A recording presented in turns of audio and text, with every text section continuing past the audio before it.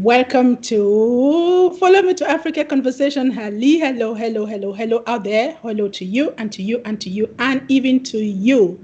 It's Monday, not Friday as usual, but sometimes you just have to make some of those provisions. It's the Follow Me to Africa Conversation. Welcome to another session of Follow Me to Africa Conversations, brought to you by CliffNote TV in the diaspora. And my name is Anquita Beatrice Achaleke. I am the serial author of the Africa for Smart Kids book series, publisher of Globonto Books, and founder of Follow Me to Africa. You're tuned into another conversation. The Follow Me to Africa conversations are those conversations that are carefully curated to bring you incredible Africans who are journeying through the world, journeying through Africa, leaving their footprints and their traces, creating a legacy. It's about insight, it's about lessons learned, it's about vision, and about places, lifestyle, and you name it. And today, my guest is coming to us from Cameroon. Before I introduce him, you know how it goes here at Follow Me to Africa Conversations. We bring you these conversations once every week from 5 p.m. in GMT, 5 p.m. in Sao Tome, and 5 p.m. GMT for the rest of you in the world. And again, if this is brought to you by CliffNote TV in the diaspora, if you have not yet subscribed, you know you can only watch our programs when you subscribe to cliffnotetv.com, cliffnote.com. Today is Monday, so I'm stuttering. You bear with me, please. So make sure that you subscribe to cliffnote.com so that you can watch all the programs of CliffNote TV and also all the other programs online. The Follow Me to Africa conversations are again curated to bring you insight. And today we will be taking you to Cameroon to meet an incredible songwriter. He's a multiple award-winning musician. He travels across the world. He's a powerhouse of experiences, and to listen to his songs and the places that he's been to. Before we bring him on to share his story with you, to give us, what he's up to, what his vision is for Africa, but also for himself, what he's up to this 2023. I will invite us to take a quick break. And when we come back, I'll bring on board my guests. So you don't want to go away, grab a glass of water or whatever it is that you like to drink. Bring your children on board because this is a family conversation. And when we come back from the break, you'll meet my guest. I'll see you right then.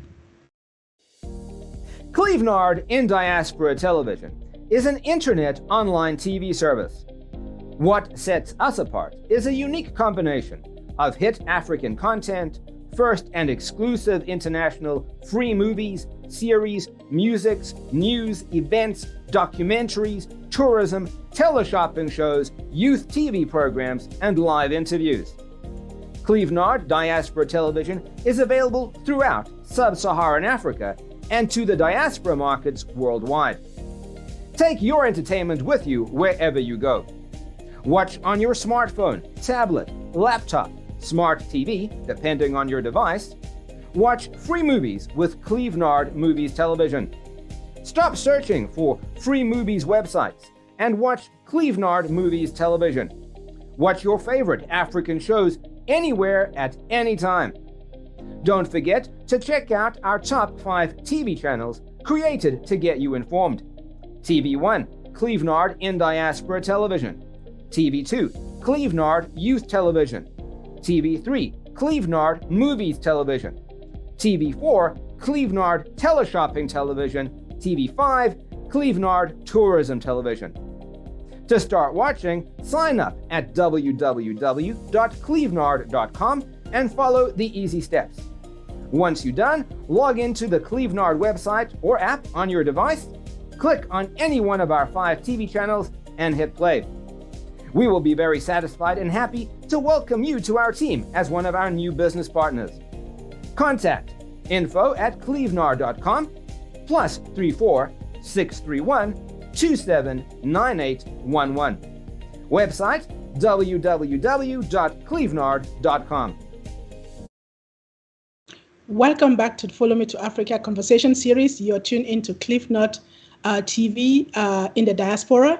And we are having a conversation today with an multiple award-winning songwriter and musician who tours around the world. We're taking you all the way to Cameroon. And as you know, like we do it in Cameroon, we don't just speak one language. We speak many languages. And so we're going to be switching to from English to French and back, and comme franglais, we call it sometimes that way. Sometimes it's going to be pidgin. So anyway, you know how we do this. Welcome to the conversation, Kimaany. Kimaany, my brother, it's a pleasure to have you here. Welcome. Thank you, Beatrice. Thank you. I'm honored to be a part of this program. My special greeting to Chulu is in Spain, isn't it? Tulu is in Spain, yes. Exactly. So it's a one pleasure to be here. I am Kimani. It's my parents who decided to call me like that. I'm Kimani because I am born after the twins from the Bamileke region of Cameroon. And then my parents give birth to 10. And then I am the sixth son, sixième enfant, on peut le dire. And I'm a songwriter, I'm a recording, performing, a reggae artist. And then I have 4 albums. And yeah, right now I'm fighting to make sure the next album will be available by Jah Grace next year. So I'm also a humanitarian, and my life is my life is the people. My life is music. My life is music. So thank you to host me in your program, and blessed love Rastafari. Great. So we have a Rastafari in the house, and you can already hear from his language. Tell me, you were born in Cameroon. How come you choose reggae? I mean, Cameroon is known for Makossa, for Bikutsi, for Ambassi Bay, and for all the, just like Nigeria is known for Afrobeat, we have Makossa and Ambassi Bay and Bikutsi and the rest of them. Why did you go for reggae? This is something sometimes I can explain to myself, but I can say it was it's like a God calling. So God have chosen me to do this kind of music because my brothers always listen to reggae through a program that was broadcast on Africa number one years ago. Mm-hmm. So sometimes when they will go out, I was the one in charge to make sure I record the program for them to come and listen after. So by by recording the program, because the program was just the programmation in that program was only reggae, Mm-hmm. nothing else but reggae. And my brothers always listen to only reggae. They listen to Bob Marley, Burning Spear, Peter Tosh, Jimmy Cliff, and so on and so forth. So I started listening to reggae because of them. And one day I said to myself, why not? Why not? Why not? I feel I could also sing because my mother will sing. I always listen to sometimes to my mother singing when she was watching the clothes, when she's cooking, when she's sweeping the backyard or the front yard. So from there, it was easy for me to choose the brand of reggae. And and to be honest with you, it's because of the message inside the music, because of the message, the philosophy of the music, and this is one of the reasons I choose to be a reggae artist. Huh? Wow. So how long have you been in the industry? I've been in the industry. It's 20 years now. 20 20 years. years, and in 20 years, I have 4 albums. The first album was released in 2000, and I called the first album was called Save Africa. And the second album was released 2003 and was produced by Dulce Records in the US. The third album was Africa is Talking. Africa is Talking was produced by myself, my own record label that I call Lakam Record. And the fourth album is Unity's Urgent. Unity's Urgent was also produced by my record label, Lakam Record. And I have many singles with artists like Clinton Sheeran, like Cool Pro Entertainment in Malawi. Yeah, I've been in many projects since then till now, and we give praise to Jah Almighty for the blessing, you know. So what would you say in 20 years has been like your biggest, what has been the biggest thing that has happened to you in the industry within this 20 years? I can say it's my fourth album. My fourth album because my other albums was not the recording was not the way I want them to be recorded. So my dream was to make sure I record my album with a full band and we do it live, like Alpha Blondie, like Chikenja, like Jimmy Cliff, and so on and so forth. So I was dreaming, and in Cameroon, it was not just that possible. So I keep fighting. I keep being in the positive mindset, and by the grace of Jah Almighty, I fly to South Africa some 8 years ago. I met the Lucky Dube band, and this is where my career really started. And I always say to people that my fourth album to me is like my first album because the recording was the way my 15 years dream was coming reality. So it's an album which recorded live in the very big studios with big musicians like Lucky Dube musician, Tutukani Ele, and so on and so forth, with very big sound engineer like Dave Segal. Dave Segal was the producer of Lucky Dube, and Dave Segal is the one who mixed and mastering all my fourth album, Unity's Urgent. And it's because of that album I could be able to start touring the world. The first festival I did in Europe was in 2016, and it was because of the tribute song I did to the tribute song I did for Lucky Dube, and the title of the song is Lucky Dube Forever. And then since then, yes, I think my fourth album is a great achievement, huh? Of course. Congratulations, congratulations. I can see Thank when you you. speak about it, your whole body vibrates. It tells that this is something that is very important to you. Tell me, you've dropped some really powerful names from the reggae industry: Jimmy Cliff, Bob Marley. You've talked about Alpha Blondie, and you've dropped Lucky Dube. Who would you say is your favorite African reggae musician, and who is your favorite diasporan or a global reggae musician? To be honest with you, all of them are just great artists. But the first time I listened to Lucky Dube, the that kind of reggae, I lovely call it African reggae because it's different from what Jamaicans are doing.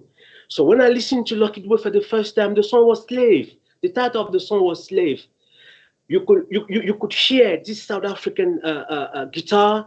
You can hear these backup singers from South Africa. You can feel something you can explain, and it's all in South Africa. You can have that vibes. So for me, Lucky Dube is the best reggae artist from all time. For me, this is my own opinion, but I also love Bob Marley so much, and then yeah, through them, I try to make my own way since then. I like Lucky Dube as well. I said he's like the guy, the reggae musician the world over. And when you listen to his music, he just has this something that Alpha Blondie doesn't have. I used to like Alpha a whole lot. And then when I listened to Lucky, just like you, it was like pure transformation. And it's a pity that, Mhm. he had to leave so soon. Now, coming back to you, you tour the world, you tour Africa, you take your music around.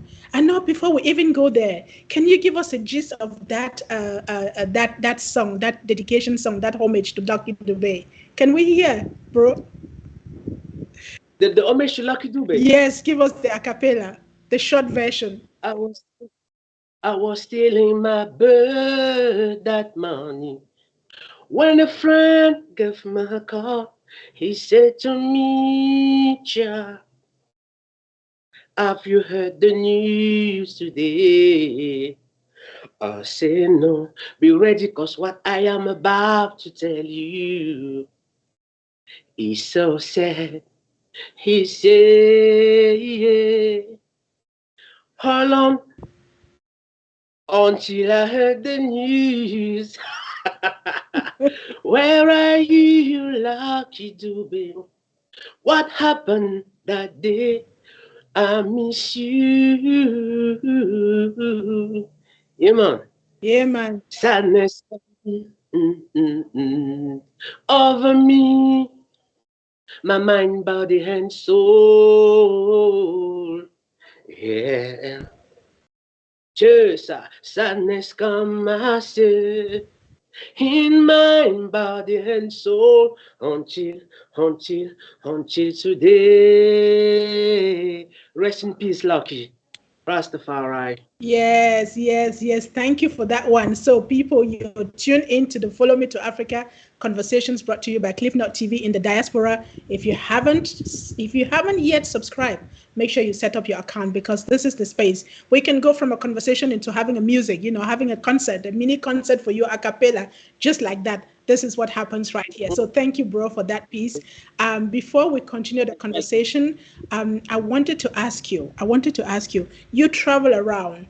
You've seen work with some of the great musicians around the continent, and you always return back home. You return back to Cameroon. What is it that holds you in Cameroon? What is your Cameroonian story? What is your love story with Cameroon?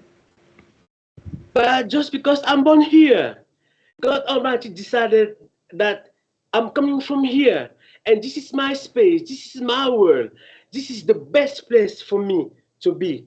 So, why should I go abroad? I just go abroad, I do my things, and I come back where I was born. It's very important. So, my family is here, my grandmother, my mother, my friend, my roots and what we call in French cordon ombilical. Mm. Mon cordon ombilical est enterré Your au Cameroon. your Why should I go abroad? Why? your your, Why? your umbilical This is one cord of the is buried reasons there. I travel around the world and I always make sure I come back to my roots, you know? Tell me, there's some of us who travel and we never come back. We never come back home. So if you were to speak to, this is the Follow Me to Africa conversation series, and we talk to Africans who are like die-hearted Africa who say this is home and there's nowhere I'm going. I will go out there, but I'll come back. And we speak to those who are still in the diaspora who is thinking like, oh, I'm out here and there's no point in going back to that continent. I don't want to go there. And then there are some who are like, I would like to, but I don't know when. I don't know, I don't know how.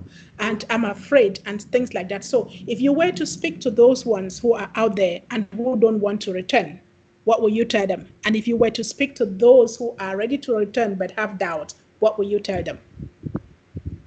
It's not that easy because I remember the first time I traveled to South Africa, many brothers and sisters they came over to me, and when I told them that I was I was on my way to go back to Cameroon, most of them were just looking at me like a fool. They were saying, "What are you going to go back in Cameroon? Why don't you stay here? Because here you have a lot of opportunities. You can grow your career from here." And I was look at them. I was at the same time very sad because South Africa was not built in one day, you know, and what is going on in Cameroon right now? I have no doubt that our children, because I am a father of four beautiful kids, and I'm sure that the situation we are in right now, our children are going to be free of this situation, who is a bit critical. But I always tell them, Cameroon is where I was born. Cameroon is my country. And then, if we all have to leave the country, who is going to make sure things change? If all the Cameroonians just leave the country right now and go abroad, so what will be the next step? So I told them I will go back to Cameroon simply because I have my kids who are over there, and it's the place I can relax a bit and be able to write songs. And with the age I have, I don't want to stay here. Maybe if I was a bit younger, maybe I could have stayed. But I always tell them no. With the age I have now, it's very impossible for me to stay here. As an artist, I have the opportunity to go around the world, and this is how I will do until the end of my life. Now, I just told those brothers to to to follow their dreams. That their dream was not mine. My intention when I was coming to South Africa was not to stay. My intention to come to South Africa was to do my recording, to promote myself, to promote my music, promote my brand, and then go back home. So if their ambition was to go to South Africa and stay to make to have a better life, I am nobody to tell them what to do. But I just remind them that I will go back, and this is what I did. And I also remember in Germany, in Europe, the first time I arrived in Europe, many came to me and asked me not to go back to Cameroon. And I give them quite the same answer. I told them, I'm an artist, and if I have to ask for exile here in Europe, the exile might take 10 years. And now, if when I'm, if at the time I'm on exile, I have the opportunity, I have an opportunity to go to the US or Australia, what am I going to do until the situation be legalized? I will not move.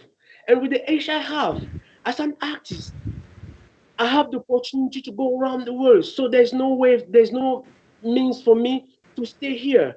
So you guys are here. You guys know why you are here. I know what I'm here. And everywhere there is life. Everywhere people suffering. Everywhere there's trouble. There's separation. There's frustration everywhere. So if you guys are happy here in Europe, I just pray for you guys to keep being happy. But me, I will go back to Africa. I will go back to Cameroon where I was born. And yeah, unfortunately, I always tell the people, I met on my way that they should never forget that home is home. They should never forget that a time will come, they will be very tired. And it's good to be tired at home, not abroad. People out there, it's good to be tired at home. That's the message from the Rastafari in the house. And he knows what he's talking about. You know, when you were speaking, I remember, you know, my mind just went straight to another great Cameroonian musician, Chana Pierre. You know that song, Il n'est jamais trop tard. Il n'est jamais trop tard. Exactly. Mes amis vont en voiture, mes amis ont des grosses voitures, Voilà. et moi je fais pied. Il n'est jamais trop tard. Mes amis ont des boulots, moi je suis un chômeur. Mais la vie malheureusement, c'est comme ça, you know? Oui, et je suis le gardien de nos traditions. You know, I just think you artists, you have a very specific role. You have a very specific role because you are influencers. You, through your songs, you speak into the heart of people. What politicians can do, you know, you have that flexibility and a kind of tolerance, a kind of, you know, that creativity takes you into a space where you can rally people around you and pass on messages that no one else can pass in another creative space. So, and that puts a lot of responsibility in your hand. So when you go out and you have that Africanness in you, and you are able to, you know, tell people about what it means to be an African and to return back home, it means a whole lot. It means a whole lot. So, but there are quite some musicians that are out there that you that just get it. They don't get it really. You know, it's like when the more dirty talk you have on Africa, the more you think that you succeed. And so sometimes we see some of our young musicians who do a lot of publicity for big brands without being paid for. And they say things and you're wondering like, okay, this is home for you. So if you think you're going to talk dirty, just the fact that you've made it up there doesn't make you a better African. You know, if you decide to talk low on Africa, we all are in this together as Black people, and there's no difference, you know. So what is it that you will say to artists like you who have followers, who have influence? What kind of message should we be carrying around? My sister, before that, I have a little story that I will share Okay, please go ahead. with our brothers and sisters. I remember in Germany, there is a woman, there is a white woman who came, and she said she wanted to marry me. And first of all, I told her I am not here for that. I was in Europe to promote my brand, to promote my music, and then unfortunately I was blocked during the coronavirus time. So I've been in Germany at that time for years, for 1 year. So she told me she wanted to get married to me because she found out I'm a very handsome guy, I'm a very good and positive guy, and she wanted to help me having papers. So I told her, so every black man you see here in Germany or here in Europe, you would like to marry just because of paper. So I told her, okay, if you never go and tell your friend, the member of your family, that you have seen a black man who doesn't want that, because I'm not here for that. I'm so proud from where I'm coming from, and then like we are so proud of where you are. And then yeah, we are going to be good friends and only good friends. And then she was surprised. And she told me it's the first time. I said, okay, never say never, because you have seen someone who doesn't want that kind of thing. So when I went back, I speak to my friend. My friend was angry against me. He said, "Why did you refuse? It was a good opportunity." I said, "Yeah, it was a good opportunity, but not for me, because I was here just for 2 months, and because of this corona, he said, here I'm here. But when everything will be okay, I'll fly back where I belong." Yeah, and then this is one thing I just want my brothers and my sister over there to know, that where Africa for me is the best place to be right now, because here you have we have nous avons des papayers, you have mango, you have a pear that is planted sometimes not by human but by birds, and it just grow itself. There's nowhere in the world you can have that kind of good relation with nature. And sometimes when you plant them, you don't even need to pour water on it, but it grow itself. And after people go and use the fruit to feed themselves, you know. And yeah, for me, God decided to give me life here in Africa, and I think Africa for me is the best place to be. No matter the condition, no matter what is happening with those politicians who doesn't care about who doesn't care about our own situation. But I keep saying to Africans, we are the one to make sure everything change. Because if we decided all now to fly, to go America, to go Europe, to go, so who is going to fix the thing? Nobody will do it.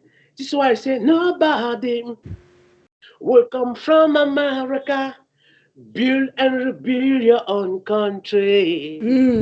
Yeah, Africa, Africa, Africans. Nobody can do it better than you. Believe me. This is a song which is not yet recorded, but c'est une exclusivité. I'm singing it to you. It's still in my brain. I will record it by God's grace soon, because I always said it's possible. In America, politicians are in office for 8 years. Why in Africa is 40 years? Why is 30 years? In America, the street is clean. Everything is just nice. There's no magic. We can also do it here in Africa if you really want it. And nobody will come from China, from Europe, from I don't know, from nowhere else and do it for ourselves. You see, good quality education, good medical care, good life, all these things that is going happening in abroad can also happening here in Africa. I have no doubt that one day, by Jah grace, everything will be possible. And for me, Africa is the best place to be. Amen. Yeah, yeah, Ja. The Rastafari has spoken. You're tuned in to Follow Me to Africa Conversations brought to you by Cliff Not TV in the diaspora. My name is Anquita Beatrice Achaleke. I am always delighted to be your host. Now, listen, we're talking about Africa, talking about home, talking about homecoming, talking about following us to Africa. If you are out there, you're listening, and you're wondering, how do I get back to Africa? Make sure that you check my profile on Cliff Not TV in the diaspora and join our next homecoming conversations coming up in July, where we get people who have returned and who have, put together lessons and tools and tricks and tips that they can use to help you to plan your return journey. So you make sure that you don't want to miss out on that. Before we continue the conversation, because we're still in the conversation, we will take a quick break. And when we come back, my brother, the Rastafarian, all the way from Cameroon, the African man who doesn't want to stay abroad for whatever reason, will still be here to share some of his visions and some of his dreams, but also his passion for Africa, the continent that we call home. Let's go for a quick break. Don't go away. We will be right back.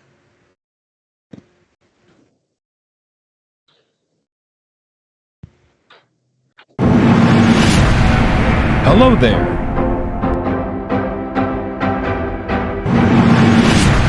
Looking for an African movie? Search no further. Clevenard African Movies TV is here for you. We are dedicated to the acceleration of African films, TV series, documentaries, and lots more. Explore our movies at home or on the go. Clevenard Movies is free to watch on clevenard.com. Don't miss this opportunity. Hurry now. Sign up and subscribe today.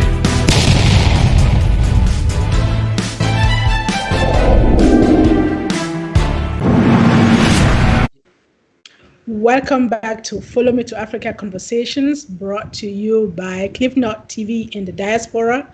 My name is Anquita Beatrice Achaleke, delighted to always be your host. So today we are talking everything Africa, Follow Me to Africa, staying in Africa, being a musician, a Rastafari and on the continent, and loving Africa like you love yourself. So my guest in the studio is Kimaany. Kimaany, what an imaginability. Can you imagine the imaginability of the being in the studio? Yes, I can imagine the imagination of the imagination. Yeah, man, of course, of course. You know, when I met you in South Africa, you have created your own language with all this ability, and I was like, wow, this guy is mad. You know, the ability. Sometimes when I find out that around me there's sadness, because I hate sadness. I don't like sadness. So so I create that way of talking, just because everywhere I do that, people just laugh.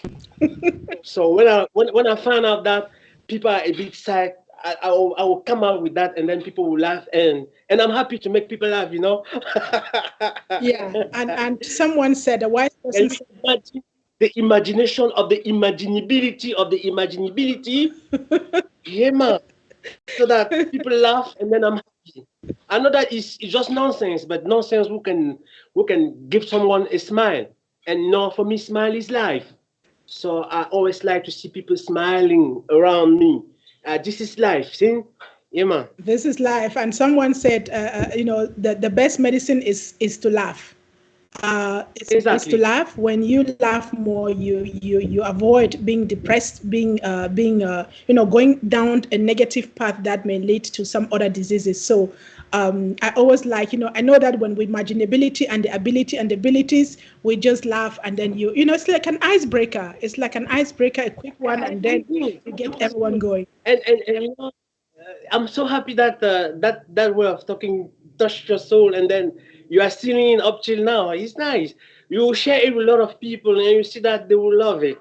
They will love it definitely, because you never know the nobility of nobilization.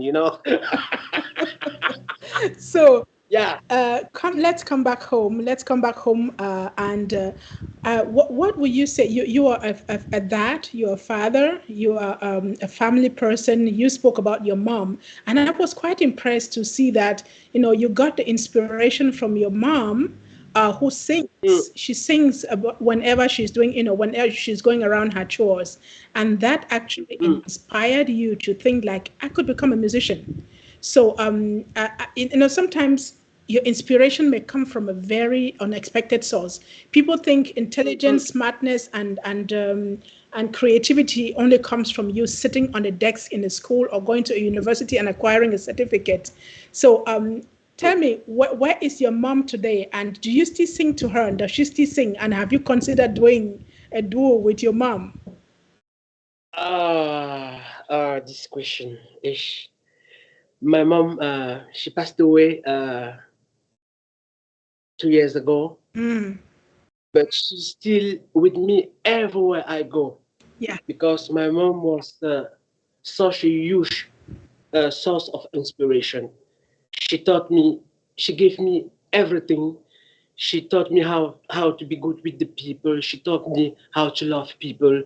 She taught me how to be a, I don't know. She passed away some years ago, and I'm grateful to God because since then she's not there physically, but she live in my heart. She live in my life. And my first daughter, I decided to name her. My mother is still with me, with my first daughter, Mm, because my mother was Manya. Manya. mm-hmm. My first daughter is Kimaany Manya Marika, and I'm so happy that my mother met her before passed away because my first daughter is 16 this year.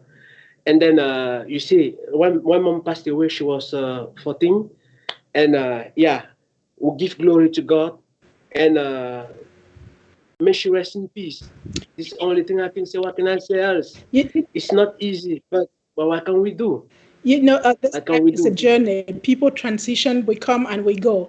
And I think your mom transitioned around the same time as mine. And sometimes when I ask this question, it's like, and then you get that, the person is not there. And sometimes you want to like, oh, I shouldn't have asked the question. I'm actually happy that I asked because this gives us the space to pay tribute to her, to remind her, to have her in this narrative, you know. And I'm glad that you took that from there. Yes. Yeah, of course. Because my mom, before she passed away, I learned a lot during the period she was sick. Now, as I'm talking to you, I used to be afraid to some of things, but right now, trust me, because of mom, I don't no more care about.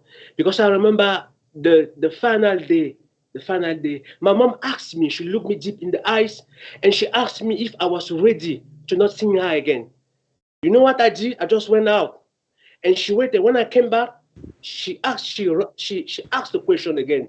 She said, Kimaany, my son, I just asked you, son, I just asked you, are you ready to living without me? Because I am ready to go. But are you people ready to live without me?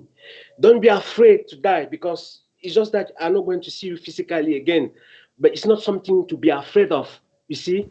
And from that day till now, I am just another man because of her. And every time I just kneel down and I pray, I thank God Almighty for having such a beautiful mother. I will tell you also something. Do you know here in Douala I'm living to a house that I pay, but my own mother, people came to her in Bafusam where she was, and she built them house. We knew it when she passed away. A lot of people came because her life was devoted to people.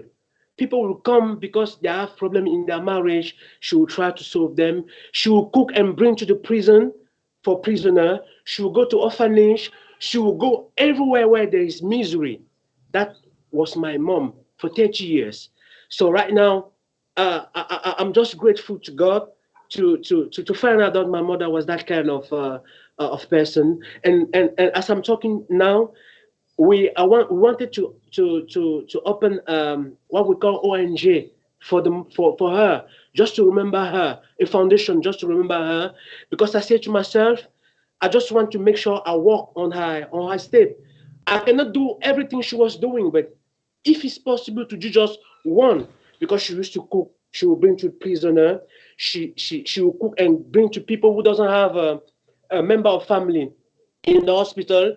She will cook and she will go to orphanage. She will buy them clothes. She will buy them shoes. She will buy them many things. So right now, I want to open this foundation to make sure we pay her a tribute with what she was doing.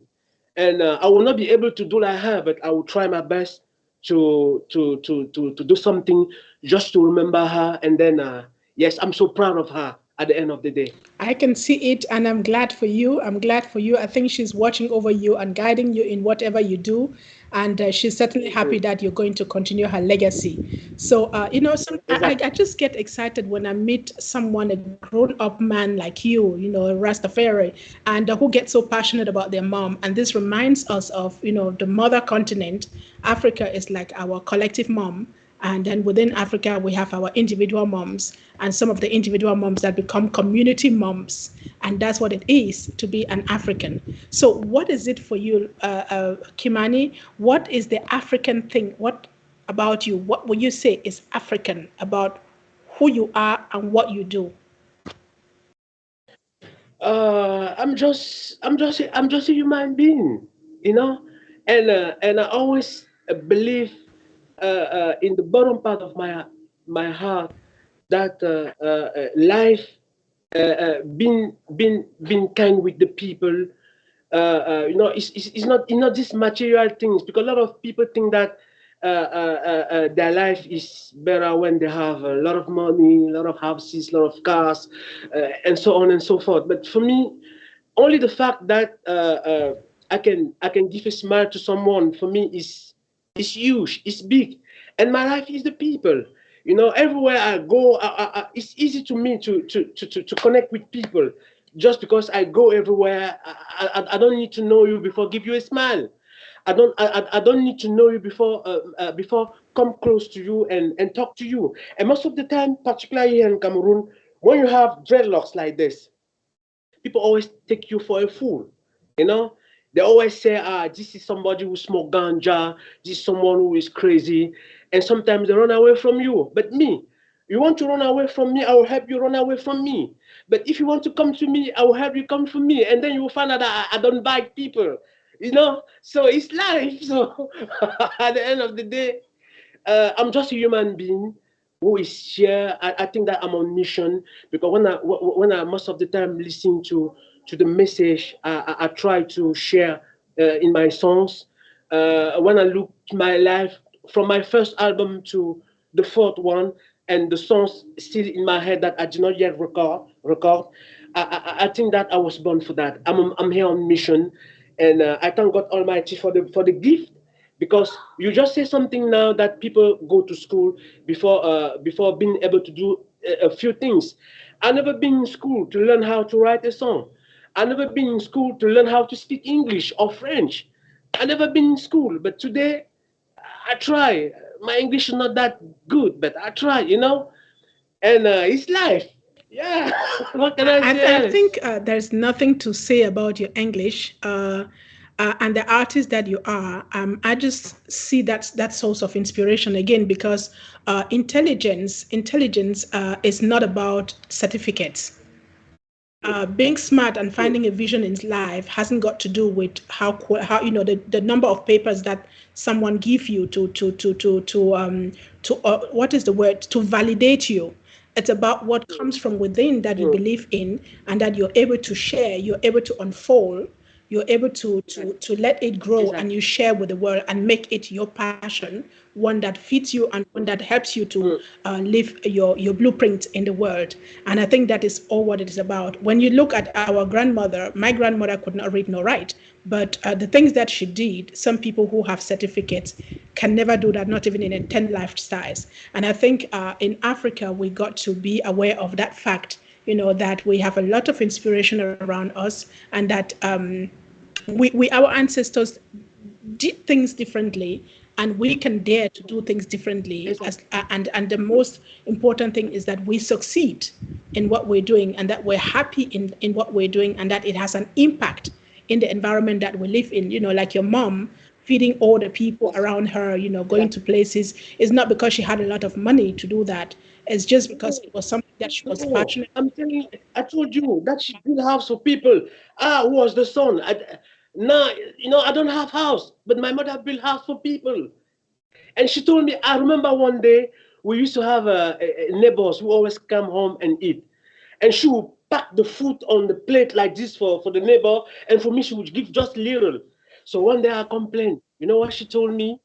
She told me that neighbor doesn't have food. And you always have food. This is why you have to eat little and let the neighbor eat more. And don't care. As I'm giving to you, God will take care of you. So don't care. Don't care about that. I just look at her. I say, okay, mom, it's okay. I just quit. You know what? You know what my grandmom used to do. When you visited her, she would tell you Yeah. you must forget something. You have to forget your dress, your umbrella, your uniform, your shoes. If you don't, she helps you to forget. Because why? She collects them and then she gives them to the children in the village that don't have. When you finish a grade in school, she collects all the books because then in her house there is a box where at the beginning of the school year, all the children in the village whose parents cannot afford to send them to school, they can come there and pick what they need. And she was very clever. When you pick, because she could not read or write, you put a piece of stone or a stick. So she knows that you picked one book or two books or three books. And at the end of the school year, you have to come back with three books. So you can take away your three sticks or your three pieces of stone. And if you don't, you have to justify to her why. Either you still need the book or something else. And that is a kind of accountability. She didn't need to go to school to learn all of that. So Yeah, I can imagine the accountability of the accountability, eh?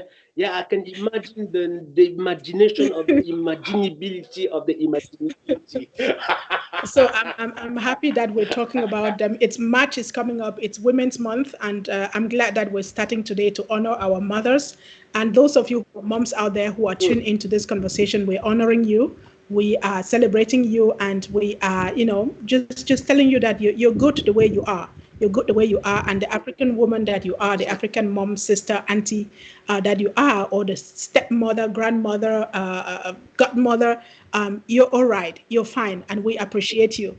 So you're tuning to Follow Me to Africa Conversations, and I'm having a good one with Kimaany, who is a Rastafari recording artist and songwriter and performing, and he has all of those. He's that artist, and we're sharing some life experiences, but also the vision and what it means to be an African. Kimaany, we are almost coming to the end of the conversation, but I'd like you to tell us, where have you been and where are you going to in 2023? What is on your agenda?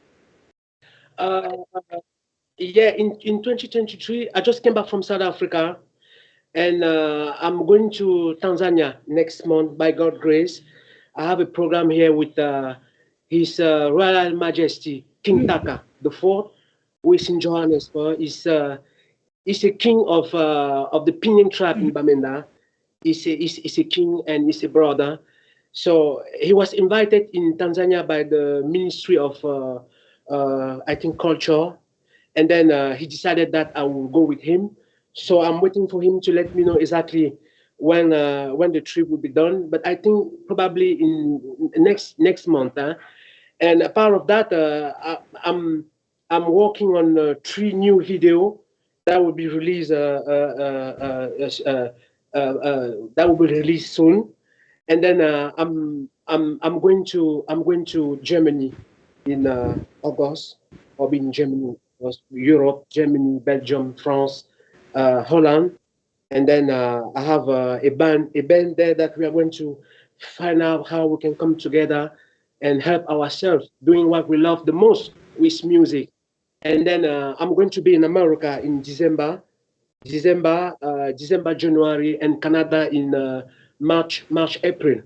So this is my program who's already on the way, and everything is the hand of God because we sometimes decided, but it's the God who got the final word. So Congratulations, you have a full yeah, year, and I'm wishing you that all the projects that you have, that they come to fruition, that they bring you the outcome that you anticipate, and that you continue to empower not just yourself, but the people that you come across as you travel through the world and take along your music. So tell me, is there anything else that you would have liked us to talk about that we haven't talked about until now? It's I got a very sad experience that I got in Ghana in 2003. I just wanted to say a few things about what really happened to me And at tell us the. It mostly, was in don't go in 2003. details about what happened, but tell us how you transformed that thing that happened that you were not happy about Yeah. to a positive What I now. did, yeah, of course. What I did is that because I was a Cameroonian in Ghana without visa, I was deported from Ghana because of that. And as an African, I was so sad and I cried like a kid.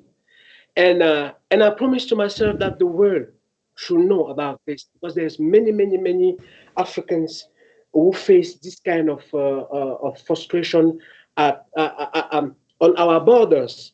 It was between the border of it was in between Togo and Ghana. So they told me when they found out that I was not a Cameroonian, I was not from the west part of Africa. They said to me, I should go back where I'm coming from, that Ghana is not a refugee camp. And I asked to myself, if we Africans are treating ourselves like this, we complain every day that we're not well treated in Europe, in America, and so on and so forth. But see the way we are treating ourselves in Africa. I, as a son of Africa, they did it to me in Africa. This is why in the song, you hear me say, you asked me to go back home, brother. What home do you talking about? Am I not at home in Ghana? You asked me to go back home, sister. What home do you talking about? Am I not at home in Tanzania? Africa, think about your unity now. It's not too late. Zion children, where is your unity? I want to see it now. Hey, unity got to be real in Africa. Treat your children right. Unity is urgent now. Coming Means soon. can't wait to have Rastafari. that. There's something about being a musician is that you can always sing about any kind of thing. You can put any kind of message out there and you get people dancing, get people on the dance floor, right? So that's something that if a politician Mm. says they'll throw rotten eggs at him, if Yes, I if a definitely. journalist says they will I don't know what they will do to him, but you guys have a way of passing on messages, and I think that's the power of music, that's the power of creativity. And so that puts a lot. Exactly. The creation of the creativity of the creativation. So thank you so much for taking the time out. Just give me some short answers to this. So if I were to do it all over again, I would. If you were to do it all over again, if you were to have all your life back to reset, what is it that you'll do differently? Very quick. Uh, uh, the I don't know. I would do all the same because I have no regret. Huh? Yeah, when I do something, if I found out that it was not good, I will learn from it and I keep moving. So maybe maybe if I was, I don't know. I think I would have done the same. Huh? Your last Mm. words to Africans and the continent and the diaspora. Very short. To the African who was in the diaspora, don't never ever forget where we are coming from. Where you are in Europe, stay with what you have, what you learn from your mother, from your grandmother, from your uncle, from your family. Don't ever leave without it. It's very important because the day you cut that link, you are lost forever. And the African who are home, let them make sure they wake up and ask for good education, good road, good medication care, and yeah, we have everything here in Africa. We just need to to make sure we push our leaders to think a bit for us, not for themselves, Thank you so Rastafari. much, bro. Thank you, thank you, thank you. With that, we come to the end of this session of Follow Me to Africa Conversations, brought to you by CliffNot TV in the diaspora and hosted by me, Ankreta Beatrice Achaleke. It is always a delight. We hope that you had as much fun as we had during this conversation. We hope that you took home some lessons from the Rastafari, all the way from Cameroon, the award-winning art, songwriter and recording artist. So you don't want to miss another session of the Follow Me to Africa conversation, because you never know what I'll bring to you next. So you want to make sure that you subscribe. I wanted to show you my last award. Viens mon Oh, award là, yeah, les bring your enfants. I award want to while show you them to my people. Là. Viens mon make sure award. that Vite, vite, you faites get vite your là. friends to join CliffNot TV in the diaspora, so that you don't miss any one of these conversations, and also other CliffNot TV programs or Of course. cliffnot.com programs. And we're waiting to see the big award of the Rastafari. We are very lucky that he's sharing this with us, and this is a big moment. So, So this is my last award I won in South Africa. oh, wow. Yeah. Best African reggae artist. Congratulations. Yeah. Well Award. done. Keep getting the awards, and keep spreading the Thank message. you. Keep Thank spreading the you. love and the encouragement and the inspiration. Thank you so much, bro. Thank you for your team. Thank you for you. I was blessed to be there.